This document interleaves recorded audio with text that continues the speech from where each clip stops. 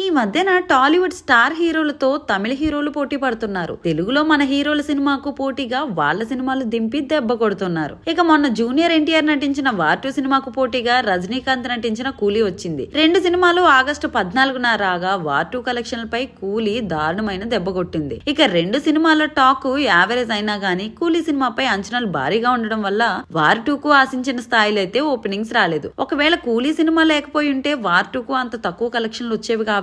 ఇప్పుడు ప్రభాస్ ది రాజాసాబ్ తో దళపతి విజయ్ నటించిన జననాయకన్ మూవీ అయితే పోటీ పడుతుంది. రెండు సినిమాలు 2026 జనవరి 9న రిలీజ్ అవుతున్నాయి. అంటే మళ్లీ తెలుగు హీరోతో తమిళ హీరో పోటీ అన్నమాట. విజయ్ సినిమా తమిళ తెలుగులో భారీ బిజినెస్ చేయబోతుంది. కానీ ప్రభాస్ సినిమా పాన్ ఇండియా వ్యాప్తంగా భారీ క్రేజ్ తో వస్తుంది. ఇక వార్ 2ను కూలు దెబ్బ కొడితే ఇప్పుడు విజయ్ జననాయకన్ ప్రభాస్ రాజాసాబ్ ని దెబ్బ కొట్టాలని టాలీవుడ్ ఫ్యాన్స్ అయితే కోరుతున్నారు. ప్రభాస్ సినిమాలకు యాంటీ ఫ్యాన్స్ చాలా తక్కువ ఉంటారు కాబట్టి యునానిమస్ గా తెలుగు ప్రేక్షకులు ప్రభాస్ కే ఓటేసే అవకాశాలు అయితే ఉన్నాయి. విజయ్ దళపతిని తక్కువ అంచనా వేయలేం. ఆయన సినిమాలకు తెలుగులో కూడా భారీగా వసూళ్లు వస్తాయి. కానీ భారీ హిట్ టాక్ వస్తేనే ఈసారి ప్రభాస్ ని తట్టుకొని విజయ్ నిలబడగలడు. రాజాసాబ్ కు ఏం మాత్రం హిట్ టాక్ వచ్చినా విజయ్ సినిమాను కొట్టుకుపోవడం ఖాయమని అంటున్నారు నెటిజన్లు.